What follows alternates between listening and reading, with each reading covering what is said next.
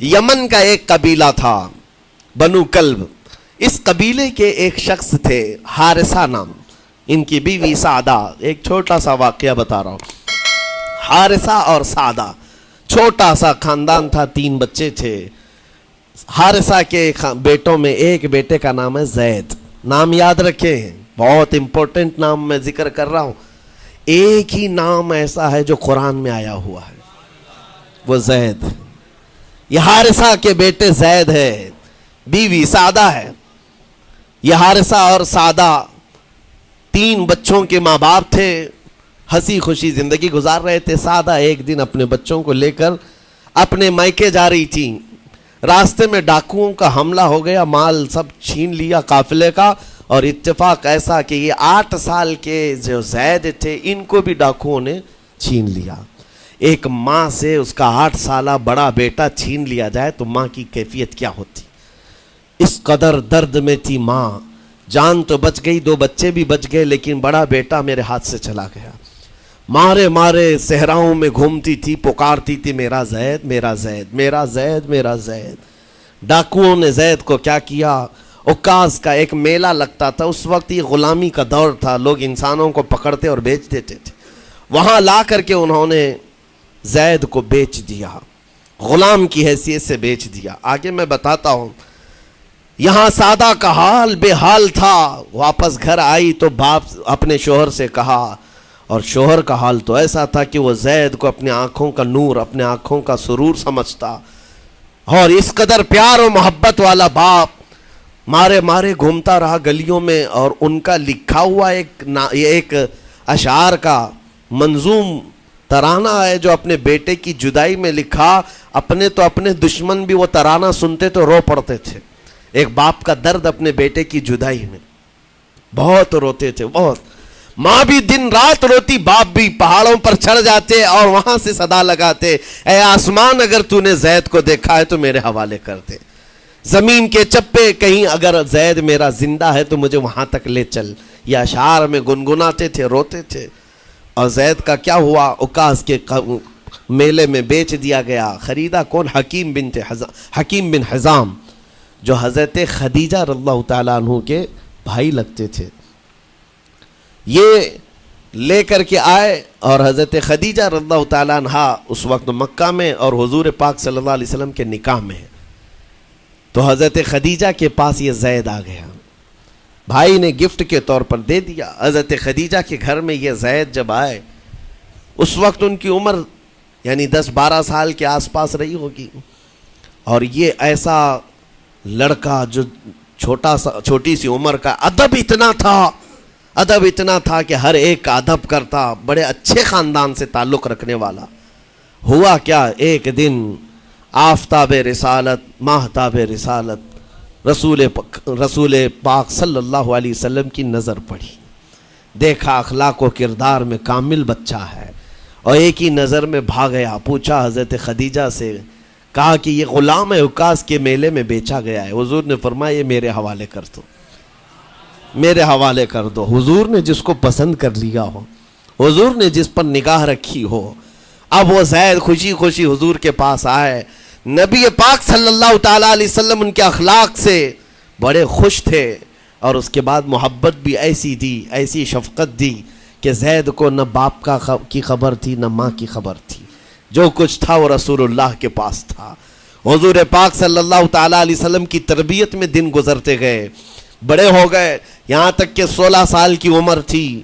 ایک دن حج کے موسم میں یمن کا بنو کلب خاندان آیا ہوا تھا, اور وہاں حج کے دوران وہ لوگ زید کے باپ حارثہ کے لکھے ہوئے اشعار پڑھ رہے تھے اور لوگوں کو رلا رہے تھے. ایک ہمارے قبیلے میں باپ ہے جو بچھڑے ہوئے بچے کی یاد میں روز روتا ہے, اس کے اشعار تو سنو. لوگ سن کر کے رو رہے تھے, یمن کا کوئی ایسا باپ ہے جو یوسف گمگشتہ کی خبر میں رویا کرتا ہے.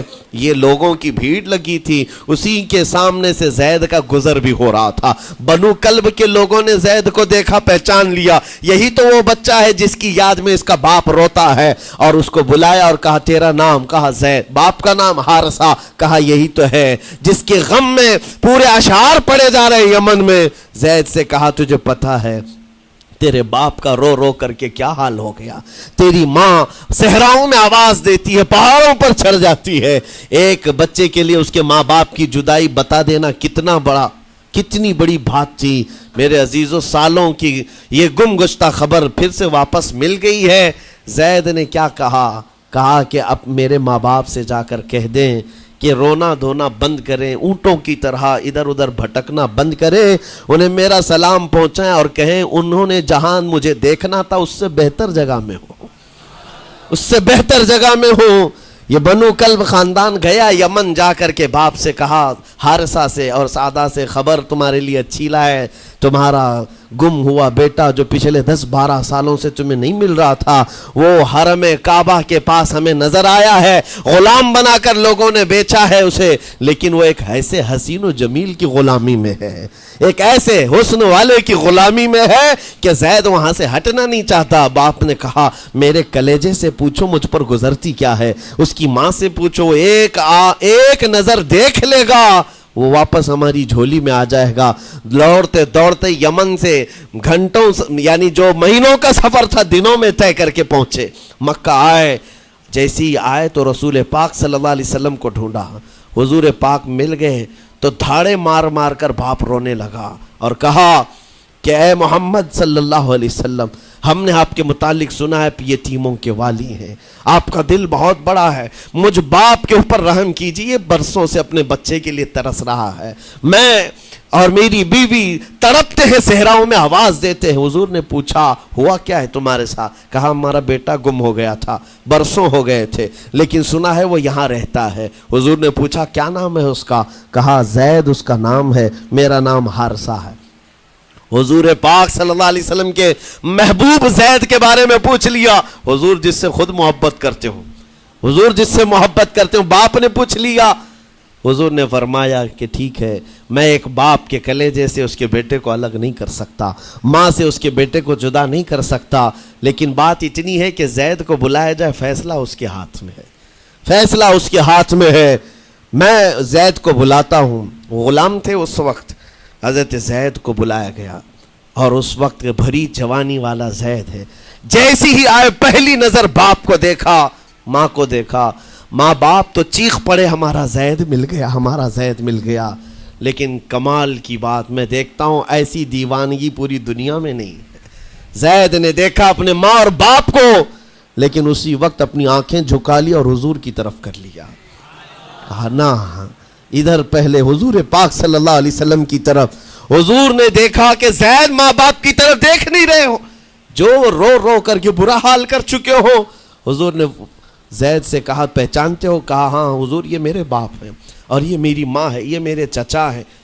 حضور نے فرمایا پھر ملتے کیوں نہیں ہو؟ کہا سرکار اگر اجازت ہو تو ملوں گا, برسوں کا بچھڑا ہوا جوان ہے, آپ اجازت دو تو میں ملوں گا. نبی پاک صلی اللہ علیہ وسلم نے فرمایا جاؤ تمہیں اجازت ہے. جیسی گئے اس منظر کو جو بیان کیا گیا ہے میرے عزیزوں, ہم پڑھتے ہیں تو آنکھیں بھیگ جاتی ہیں. ماں لپٹ کر کے اپنے بچے کو ہر جگہ چوم رہی ہو, باپ سینے سے لگا کر کے دھاڑے مار کر رو رہا ہو. پہلے تو غش کھا کر گر گیا تھا, پھر افاقہ ہوا, یہ دردناک منظر تھا. اس کے بعد زید بن حارثہ کو کیوں نہ تکلیف ہو, غم کیوں نہ ہو, ماں باپ بچھڑے ہوئے اتنے سالوں کے بعد دیکھنے کو ملے, دل پر کیا بیت رہی ہوگی. میری ماں وہی جو مجھے خشکیوں میں پالا کرتی, تریوں میں پالا کرتی, میرا باپ وہی جو خون پسینے کی کمائی سے مجھے کھلایا تھا, آج آ گیا ہے. حضور پاک صلی اللہ علیہ وسلم نے کہا زید یہ جو جذباتی منظر ہے اس کو ختم کر کے اب اعلان کر دو کہ تمہاری ماں آئی ہے تمہیں یمن سے لینے کے لیے, تمہارا باپ آیا ہے, تمہارا چچا آیا ہے تمہیں یمن سے لینے کے لیے. میں نے فیصلہ تمہارے حوالے کر دیا ہے, میں اپنے غلامی سے تم کو آزاد کر دیتا ہوں. تم بغیر کوئی فدیہ لیے ہوئے, بغیر کوئی پیسہ لیے ہوئے, اس وقت اپنے غلام کو کوئی چھوڑتا نہیں تھا, لیکن تمہاری ماں کا درد دیکھا نہیں جا رہا, میں آزاد کر دوں گا بغیر کسی فدیہ کے, تو اپنی ماں اور اپنے باپ کے پاس جا سکتا ہے. اتنا حضور کا فرمان, آزاد کر دینا مکہ میں آسان نہیں تھا.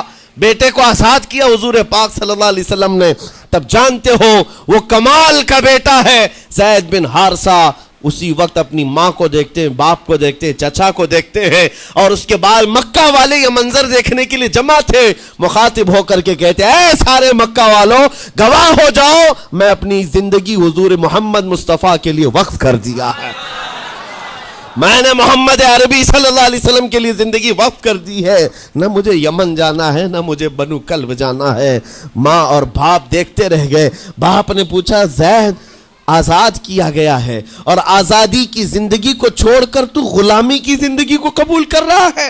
ज़ैद बिन हारिसा ने उस वक्त तारीखी जुमला कहा था, कहा, बाबा आपने जितनी शफकत की होगी या 1000 माँ बाप मिलकर अपने बेटों पर जितनी शफकत नहीं किए होंगे, उससे ज्यादा शफकत मोहम्मदुर रसूलुल्लाह ने किया है।